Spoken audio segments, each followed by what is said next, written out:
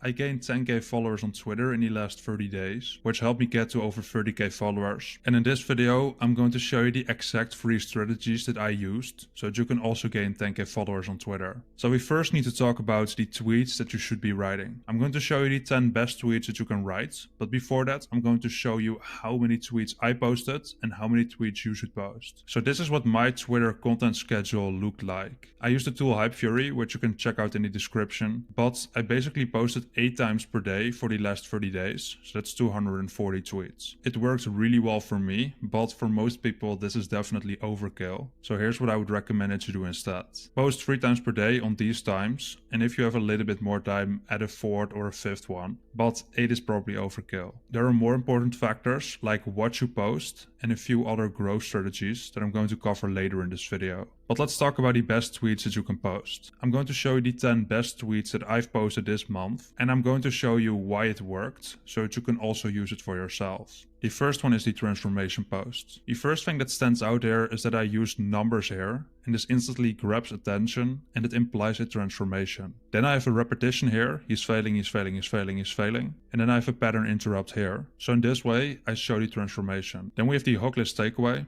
A really original name, but it's exactly what it is. You start with a short hook, then you have a list of 3 or 5 bullet points, and then you have a short takeaway or lesson at the end. The next post is an interesting fact. So I start with grabbing attention, then I give the fact, and then I give some extra perspective or an extra lesson based on that fact. Next up is the metaphor. Everyone knows this sentence, but here I kind of expand on it a little bit, and then I relate it to the reader and what they can learn from it. Next up is the contrast, and this is one that I use a lot. You can either contrast 2 types of people or 2 ideas. Then we have the same text here, and then we have how they differ. That brings us to the motivational post. The first thing that stands out here is the repetition, which decreases the effort it takes to read it. Then we have the rule of 3, so 3 different but related things. And then we have a short motivational lesson based on this information. That brings us to the triad post. This is where you compare 3 different things. So in this case, working, thinking, and behaving. And all of the other text is the same, which makes it easier for people to read it. Next up is the comparison post. This is where you compare 2 different things with each other and show how they're related and how they're different. So in this case, I emphasize that school makes you a great memorizer and that writing makes you a great thinker. This kind of challenges the idea that you need to go to school to become a great thinker, by emphasizing that you mainly learn to memorize there. Then we have the 80-20 rule. This is where you take a concept so in my case the game, and then you say 20% of it is this and 80% of it is this, and this shows the most important aspect of this topic. So that brings us to the callout. This is where you start with a common excuse or something that people say a lot, then you disagree with it, and then you reframe it to something that you actually think it is. So in my case, I think discipline is a choice, and in this way I show that. I touched on a few writing strategies like the rule of 3 and repetition, but there are a lot more writing strategies that you need to know to optimize your tweets. And I won't cover them all in this video, so check out the free ebook in the description if you want to learn more about it. So that brings us to the second strategy. This is the follower funnel. So people are strangers when they first see your content, then they see either your tweets or your comments. Then they click on your profile, and if your profile is optimized, they become a follower. So you need 3 different things for this, but at the start, you won't have organic reach yet. So your tweets aren't reaching people, which means that you have to force eyes on your content. And you do this with quality comments. If you leave a lot of quality comments, you get a lot of profile clicks, and if your profile is set up right, you convert a high percentage of that into followers. So let's talk about how you can do this in the most efficient and effective way. So when you're on Twitter or X, you can go to lists over here, and then you have your lists over here, and then you go to create a new list over here. Then you call it the comment list or Pokédex or however you want to call it. And now you make it private. Now you have the lists. When you have your list, you go to a few big creators in your niche. So in my case, this would be Denko. Then I go to add/remove. Then I add them to the comment list and I click on save. And I do this for about 10 or 20 big creators. And then you go to the recent posts of the big creators and you click on it. And there you have a lot of people inside of it. And you can click on their profiles and then you can do the same and add them to your list as well. And you do this for about 100 people, 20% big creators and 80% small creators around your size. Once you've done that, you go to pro.x.com, then you click on add column, then you go to the list, and then you go to your comment list. Now it's only Danko right now, but if you've added a lot of people, then they will all be here. Let me quickly show you what it looks like with a relist. So this is my relist, the comments. As you can see, we have replies right now, and that's really inefficient. So we want to go to search posts, and then we want to filter it out.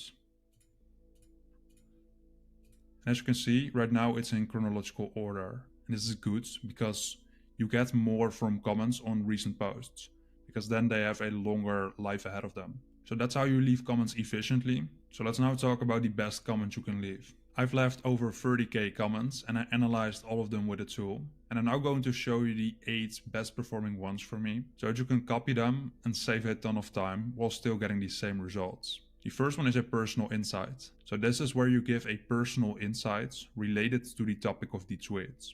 The second one is a platitude. This is sort of a short lesson that you give related to the tweet. The third one is a personal take. So this is where you give your own opinion on the tweet. The fourth one is sharing an idea related to the tweet. The fifth one is sharing a personal experience related to the idea in the tweet. The sixth one is sharing a relevant story.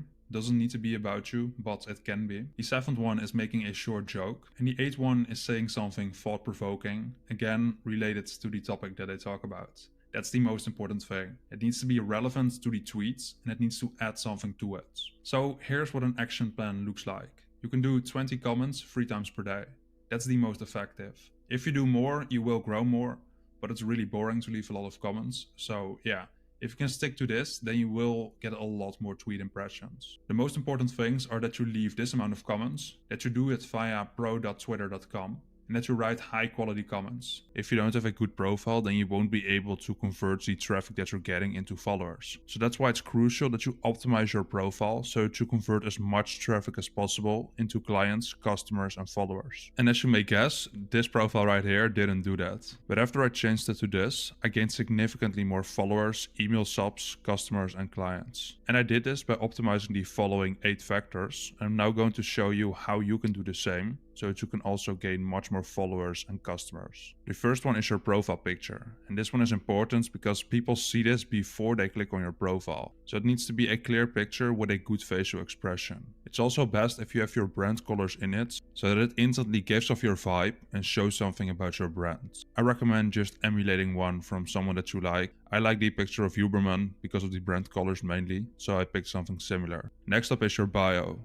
Your bio needs to include a few different things so that it's clear for people what they can expect from you when they hit the follow button. The first one is what you do. The second one is how you do this. The third one is who you help. This can be a bit generic if you make this one and this one specific. Then any social proof related to this and projects that you're working on. And then a way for them to gain more help if they like your advice. That brings us to your banner, and this is something that a lot of people overcomplicate. The main thing about your banner is that you need to give off your vibe with it, or that you need to show off something that you're working on. So I went for the first one here. It kind of gives off a minimalistic vibe with the black and whites, a little bit of design and some simple words to kind of show what type of topics I cover. You can also show your newsletter, something that you're selling, something that you've achieved, or even an image that gives off your vibe or what you do.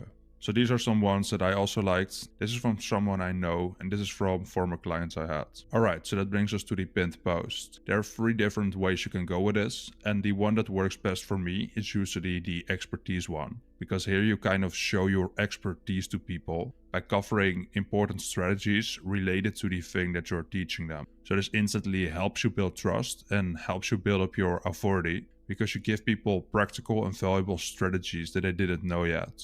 This can also help you grow, because if people get value from you, then they will hit the follow button. Because people don't care about you, but they care about what you can do for them. The personality post is where you share more of a story so that people get to know you better, ideally with some lessons so that there's an incentive to read it. And this can help you to grow and to build a connection with your audience. And then we have the authority post, in which you basically give a case study of how you helped someone achieve an outcome that your ideal reader would also like to achieve. And this helps to build trust, and it builds up your credibility, and this can help you to make more sales. So that brings us to Twitter Blue. And the main thing the blue tick does is influencing people's perception of you. If you have a blue tick, then it looks much more credible, trustworthy, and professional. It's like dressing well for work or for dating. You don't need it to be successful, but it will definitely help to improve people's perception of you. And the blue tick is the same. It just makes you look more serious, and it also has a few other benefits, like being able to write long form posts and posting longer videos, having a higher ranking in the comment section, being able to edit posts 1 hour after you post it, in case you misspell something, and having fewer ads. So if you're planning on taking this serious, I would just get a blue tick. Then the following ratio. As you can see, here I've reversed the followers, and as a result, this looks like a follow for follow account.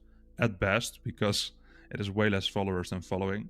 But if you have it like this, then it gives you positive social proof, and this gives you negative social proof. So this will increase your profile conversion rate, so the amount of people who click on your profile and become followers, and this will reduce it.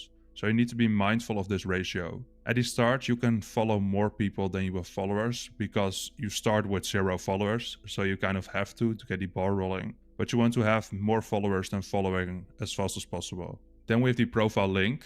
If people like my content here and I don't have any links here, then they might hit follow, but some of them will forget about me after that. But if I have a link here of, for example, a course that I have or my personal website, then they can click on that. Then they can read my articles, sign up to my newsletters, and check out my products. So if people are interested in you, which they are if they hit the follow button, then it's very useful to also have links on your profile so that people can get more from you. And the next part is your username. You want to use your own name or something related to your niche. I started with this username and it isn't that bad, but I didn't really talk about stoicism except for some mindset insights. So this is not a really smart move, and that's why I changed it back. If you do these 3 things, you'll also be able to gain 10k followers on Twitter. However, 10k followers doesn't equal 10k per month. In order to monetize your audience, there are 3 more things that you need to do. So check out this video next. It explains the exact strategies that I've used to get to 10k per month on Twitter, so that you can do the same, but in less time.